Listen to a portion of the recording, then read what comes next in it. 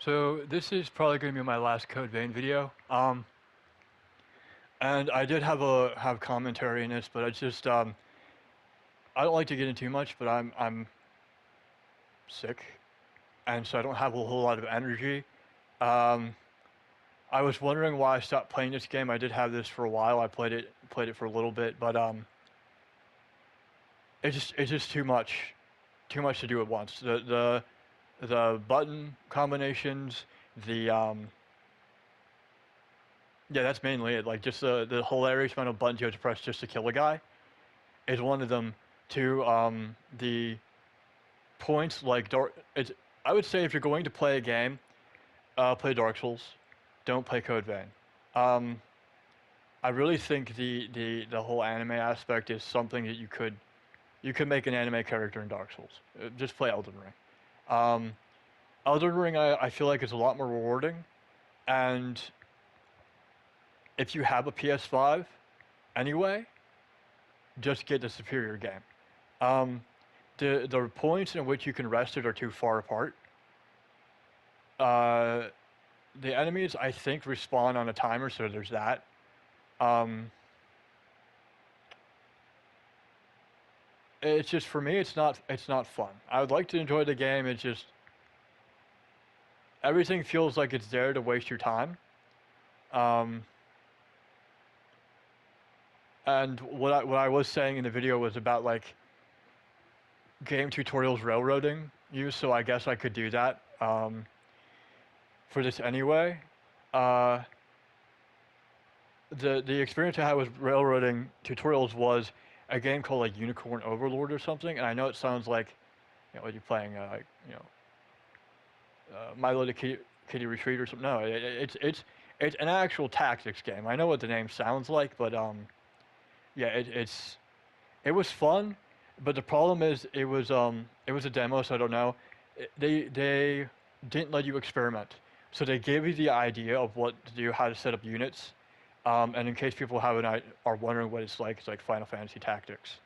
Um, but they didn't let you experiment in a tutorial, right? So the only units I was familiar with were the ones that they let me use. Also, they make the player use a healing item, which are limited in the game, and you can't really get, they're not readily available, right? So when you do need them, you don't have them. And that's a big that's a big sin. I believe in games that's a big no-no. You never make a player use any limited item that they don't want to use, especially healing item, right? Show if you feel like people really need to know how to use a healing item, show a clip of it being used, right? And when you're in when you have a tutorial, let people experiment, especially in a tactics game, because it's better for the player to fail in a tutorial than fail in the rest of the game and feel like they weren't allowed to really figure things out.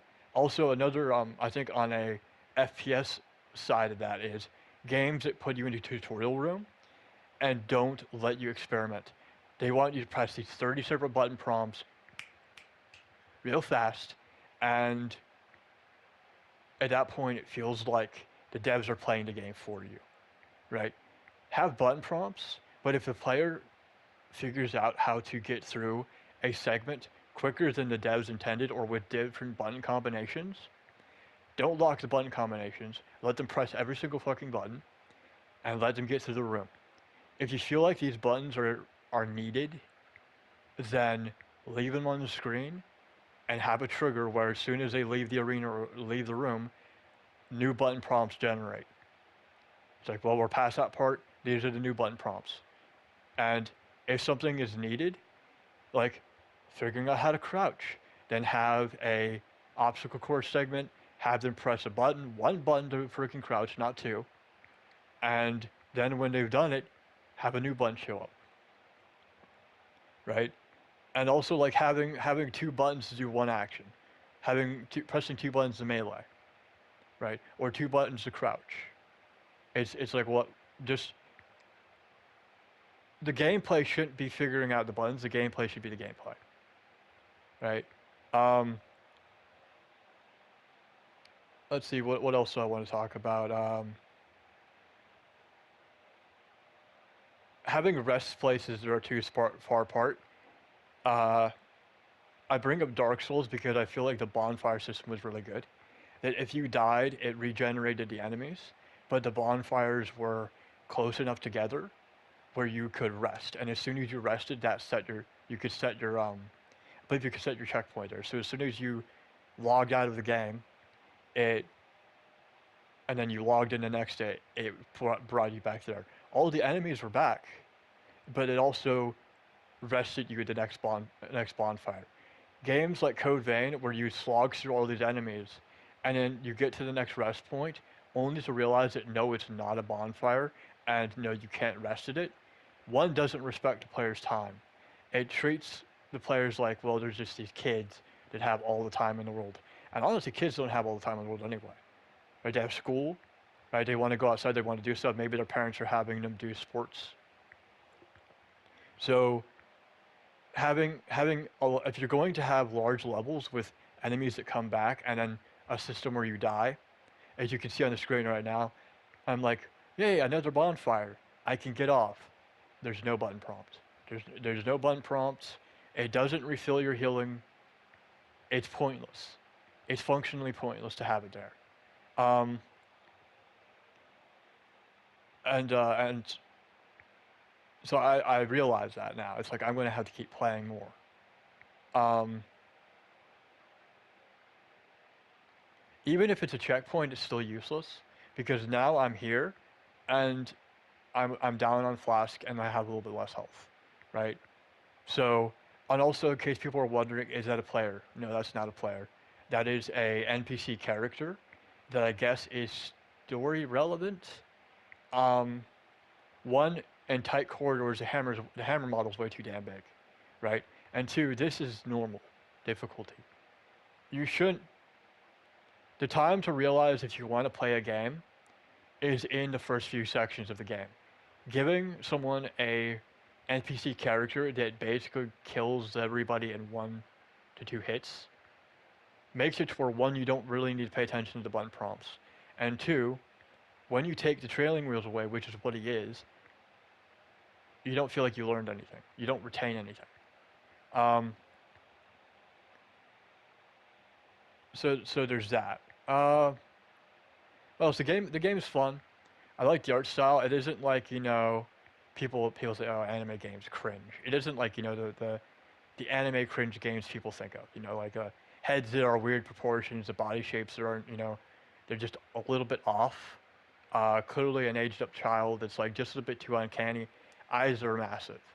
Um, Me, this is for me. I like this kind of game. It's sort of like I don't want to say realistic, but more of like stylized. Um, so let's see, what else do I want to say? Marathon release trailer came out, which it looks interesting to me. I'm going to play it. One, because I said I'm going to, so I'm going to try it out. I'm interested in it. Um, there's no pre-order right now, so I can't get into the game early by pre-ordering it. As you can see right now, this is them taking away the dude with the hammer. So now the enemies are going to be tougher, and I didn't pay attention to the button prompts because I had him. He was like killing everything on normal. So, uh, he didn't really need to exist. um, I did like the character customization in this game. It's very in depth, and it feels like you could really make anybody. They also had clothing material customization, so like patterns and stuff, which is cool.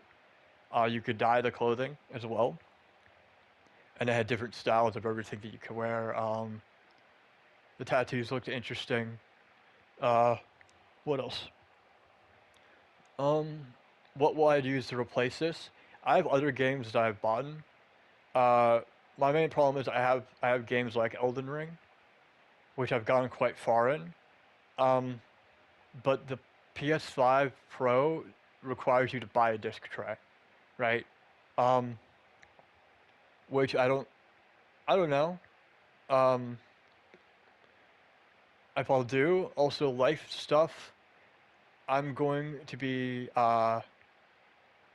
moving to an apartment, so which involves me getting my current situation, my current area cleaned up, packed up. Um, so I might be a little bit sparse on videos. I will try to figure things out. Worst comes to worst, I'll download Warframe again. Um, but I feel like people have moved on from that on my channel. I sort of have too. It's a fun game, but I played it so long that it's sort of like I'm not really surprised by anything personally. um, what else? Would I do an apartment tour? Maybe. I would have to close the curtains and I would have to remove any sort of identifying, anything identifying where I'd be. Um, Probably figuring out how to mute audio, and at that point, also, I'm going to have a computer, so I might start doing other games that would be better on computer. I like computer games because the mod support's there, and I feel like you have a lot more options. And I have a PNG, so I might do something with that in the future. Um, but there's a lot of stuff up in the air. Uh, yeah, that's me dying. Um, I'm 17 minutes into the video, and I'm back at the start.